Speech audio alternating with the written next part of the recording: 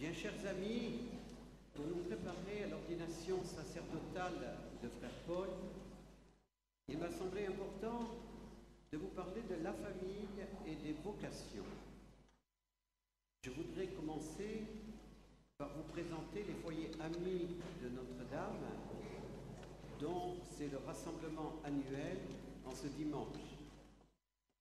Pour notre Père fondateur, les foyers amis de Notre-Dame sont des couples catholiques qui ont reçu le sacrement du mariage et qui veulent être en lien spirituel avec notre famille missionnaire de Notre-Dame pour vivre leur vie de couple en participant à notre esprit et en collaborant à notre apostolat d'éducation spirituelle. L'engagement dans les foyers amis qui a eu lieu en cette église tout à l'heure à 11h est comme une oblature vécue en couple. La devise des foyers amis est « rien l'un sans l'autre ». Toutes les familles qui participent à nos récollections ou qui sont en lien avec notre famille religieuse et que nous accueillons aujourd'hui avec joie, toutes ces familles ne sont pas appelées, bien évidemment, à faire partie des foyers amis. Si vous ne faites pas partie des foyers amis, vous êtes des amis de Notre-Dame-des-Neiges. Nous vous aimons et nous prions pour vous.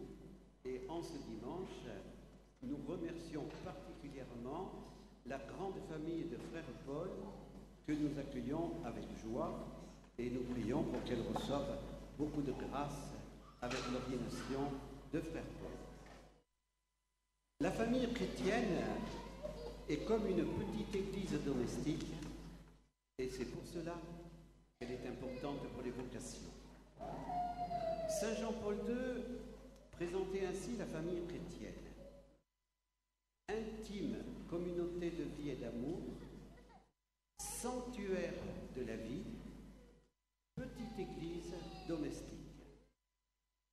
La famille chrétienne est une intime communauté de vie et d'amour parce que Dieu a uni les époux par le sacrement du mariage dans le 2 en 1. La grâce sacramentelle du mariage est là, 2 en 1. Ce 2 en 1 est une réalité plus grande encore que la fusion de deux métaux en un seul et nouveau métal. La famille est sanctuaire de la vie parce que la vie humaine n'est pas le produit d'un acte technique d'un scientifique, mais le fruit de l'acte d'amour de l'époux et de l'épouse. La famille, enfin, est comme une petite église domestique parce qu'en elle, l'enfant apprend à connaître et aimer Dieu et l'enfant est éduqué dans la foi par ses parents qui sont les premiers responsables de la transmission et de l'éducation de la foi. La famille chrétienne a donc vraiment une mission irremplaçable pour l'Église, pour sa vie, pour sa mission, et surtout aussi pour les vocations. La mission de la famille est irremplaçable parce qu'elle est ouverte à la vie. Paul VI et Jean-Paul II ont particulièrement souligné l'importance de l'ouverture à la vie des époux en développant les notions de paternité responsable et d'époux procréateurs. Les époux chrétiens, en effet, sont appelés par Dieu à collaborer à sa mission de créateur. Ils ne sont pas les co-créateurs de leurs enfants, mais les procréateurs. Dieu seul, en effet, est le créateur, la cause première de la création de l'être. Mais Dieu ne veut pas créer l'homme sans les époux. Dieu ne crée pas l'âme spirituelle si d'abord auparavant les époux ne se sont pas unis dans un acte d'amour conjugal. Les époux procréateurs se savent les collaborateurs de Dieu. Dieu qui veut se donner à une multitude d'hommes et de femmes, créés à son image et à sa ressemblance. Par leur union à Dieu en Jésus-Christ, les époux comprennent l'importance de l'ouverture à la vie pour le monde, pour l'Église, pour le ciel. Les époux procréateurs considèrent l'enfant comme un don de Dieu. Et cela est très important de le développer. L'enfant n'est pas une production humaine, mais un don de Dieu.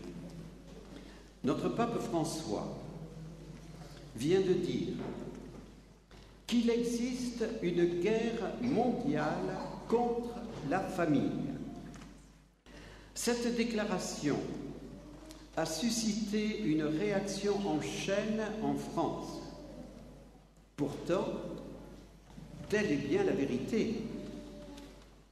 Les familles qui se sont levées en France depuis le 13 janvier 2013 ne cessent pas de résister contre la déconstruction du mariage, la défiguration du bel amour, la désacralisation de la vie.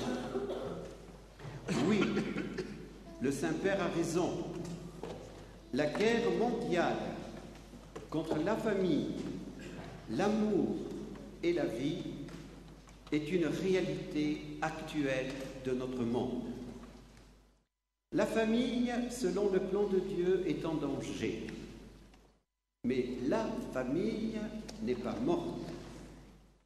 La manif pour tous de dimanche dernier à Paris l'a une nouvelle fois démontré. Bien chère famille, n'ayez pas peur d'aller à contre-courant, comme nous le demande le pape François, en témoignant de votre fidélité à votre sacrement de mariage et de votre fidélité à la volonté de Dieu. Les cultures de la mort et les dictatures du relativisme veulent faire reconnaître par la GPA et la PMA le droit à l'enfant. Mais un tel droit contredit le plan de Dieu. L'enfant n'est pas un objet, il n'est pas une chose, il ne peut pas s'acheter. L'enfant est un sujet, l'enfant est une personne libre. Aucun être humain n'a droit de propriété sur l'enfant. Les époux chrétiens, en considérant l'enfant comme un don de Dieu et en exerçant leur mission de paternité responsable, comprennent que leur enfant a une destinée éternelle en Dieu. Il est appelé à peupler le ciel. Les époux chrétiens comprennent aussi qu'ils doivent l'éduquer en lui permettant de développer sa liberté pour choisir l'état de vie auquel il est librement appelé par Dieu, le mariage, le sacerdoce ou la vie consacrée. Jésus a besoin de vos familles. Jésus a besoin des familles qui considèrent l'enfant comme un don de Dieu pour pouvoir appeler à la vie sacerdotale ou religieuse. Les familles qui militent pour le droit à l'enfant risquent de programmer l'avenir de leur enfant selon leur seul désir personnel. La vocation sacerdotale ou religieuse n'est absolument pas engagé à ce moment-là. Bien chère famille, n'ayez pas peur d'imiter la famille de Louis et Zélie Martin. Ils ont eu 9 enfants. 5 filles ont survécu, dont la petite dernière, Thérèse, devenue Sainte Thérèse de l'Enfant Jésus et de la Sainte Face, docteur de l'Église, docteur de la science de l'amour divin. Et les 4 sœurs de Thérèse sont toutes devenues religieuses. Léonie, qui a eu beaucoup de difficultés, est en cours de béatification en ce moment.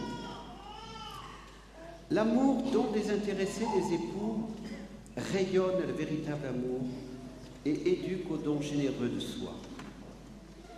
La famille chrétienne a écrit Saint Jean-Paul II dans sa lettre aux familles, éduque au véritable amour le don désintéressé de soi. Pour éduquer à un tel amour, il est nécessaire de le vivre. Les époux qui ont fait le choix de la fidélité à humanité, malgré leurs défauts, leurs chutes, leurs péchés, vivent un tel amour et le rayonnent. Ils éduquent leurs enfants à ce don désintéressé d'eux-mêmes. Si Jésus lance à l'un de leurs enfants son appel à l'amour par un don total, gratuit, pour le sacerdoce ou la vie religieuse, cet appel pourra être entendu. Pourquoi ? Parce que l'enfant a été éduqué à se donner gratuitement dans sa famille. Sainte Thérèse de l'Enfant Jésus, docteur de la science de l'amour divin, inspirée par l'Esprit Saint, a bien compris ce qu'était l'amour. Aimer, c'est tout donner et se donner soi-même. Le témoignage de ses parents l'a aidé pour découvrir cela. Jésus et l'Esprit Saint l'ont ensuite éclairé. Mère Marie-Augusta, qui est le fondement de notre communauté et qui a collaboré avec notre Père fondateur, a compris dans sa prière que se donner, c'est le nom et l'histoire de Dieu. Se donner, disait-elle, c'est le besoin de l'amour. Merci, chers époux chrétiens, vous qui donnez à vos enfants ce témoignage journalier de votre don. Jésus pourra, en vos familles, appeler de nouvelles vocations. Les grands obstacles aux vocations sacerdotales et religieuses actuellement sont l'individualisme et l'égoïsme, les 2 fléaux de nos sociétés matérialistes. La famille chrétienne, qui, elle, éduque au don désintéressé de soi, est vraiment irremplaçable pour l'éclosion des nouvelles vocations dont l'Église a besoin. La famille chrétienne, la messe, l'adoration et la prière du chapelet. Notre Église occidentale souffre de la crise des vocations. Nous ne devons pas nous décourager cependant. Toute crise est un défi à surmonter. Mais pour que ce défi soit surmonté, il est urgent de retrouver la participation en famille à la messe dominicale, mais aussi, selon la mesure de ses possibilités, à la messe en semaine, à l'adoration du Saint-Sacrement, au chapelet quotidien en famille. La famille de Louis et Zélie Martin qui a été canonisé l'année dernière, à cette date, première famille canonisée, doit être votre modèle. Nos foyers amis, qui sont rassemblés aujourd'hui pour leur rassemblement annuel, veulent s'efforcer de les imiter. Aujourd'hui, cependant, il n'est pas toujours possible aux époux qui ont de petits-enfants de pouvoir participer à la messe quotidienne comme le faisaient Louis et Zélie Martin. À l'impossible, nul n'est tenu. Mais vous pouvez par contre prendre un moment avec vos enfants pour adorer Jésus dans le Saint-Sacrement. Vous pouvez aussi vous organiser pour dire chaque jour en famille le chapelet. Vous serez ainsi une véritable petite église domestique. Vous n'aurez pas peur de prier et de faire prier pour que l'un ou l'autre de vos enfants soit appelé par Jésus. Il ne suffit pas de prier pour que Jésus appelle dans la famille d'à côté. Priez pour que Jésus appelle dans votre propre famille. Quelle joie sera la vôtre alors, si Jésus fait ce don de la vocation sacerdotale ou religieuse à un ou à plusieurs de vos enfants. Et je conclus par la joie de l'amour. Notre pape François a donné comme titre à l'exhortation sur la famille, fruit des 2 synodes sur la famille qui se sont déroulés il y a 2 ans et l'année dernière, Amoris Laetitia, la joie de l'amour. Comme les membres des 2 synodes l'ont rappelé, cette joie de l'amour est le fruit du bel amour que l'Église, dans son magistère universel, n'a jamais cessé d'annoncer. L'Église n'est pas l'Église du non à la joie de l'amour, mais elle est l'Église du oui au bel amour. Les époux qui rayonnent la joie de leur amour peuvent être des collaborateurs efficaces de Jésus et de son Église pour la naissance de nouvelles vocations sacerdotales et religieuses. Dieu, bien évidemment, peut appeler des garçons et des filles qui ne connaissent pas cette joie de l'amour dans leur famille. Sa grâce est toute puissante et efficace. Rien ne lui est impossible. Mais Dieu a besoin de vos familles. Rayonnez la joie de votre amour. N'ayez pas honte de votre appartenance à l'Église. Ne rougissez pas de Jésus et de son Évangile. Laissez-vous guider par le cœur immaculé de Marie, Notre-Dame des Neiges, et malgré vos défauts et vos péchés, Jésus, par son Esprit Saint, vous aidera à réaliser en votre vie d'époux et de parents le plan de son Père. Votre mission n'est pas facile en ces temps de grands troubles. Vous êtes angoissé en pensant à l'avenir qui s'annonce maussade.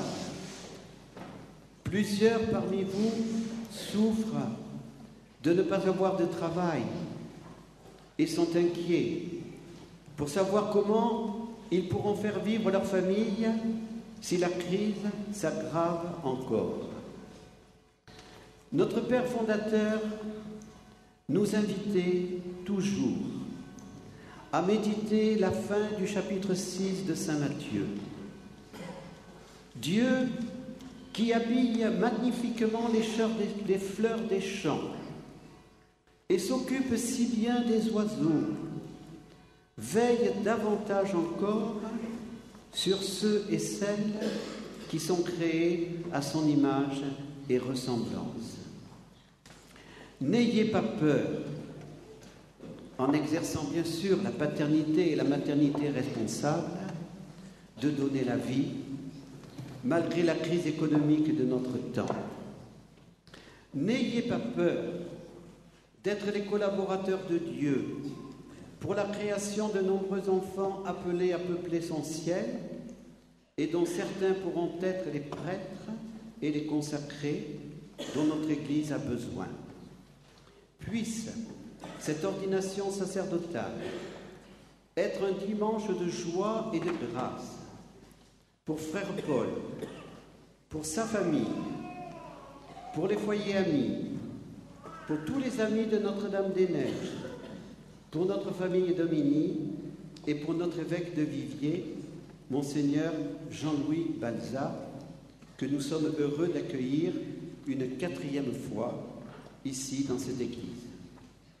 Nous lui avons promis de beaucoup prier afin qu'il ait bientôt la joie d'ordonner des prêtres pour le diocèse de Viviers.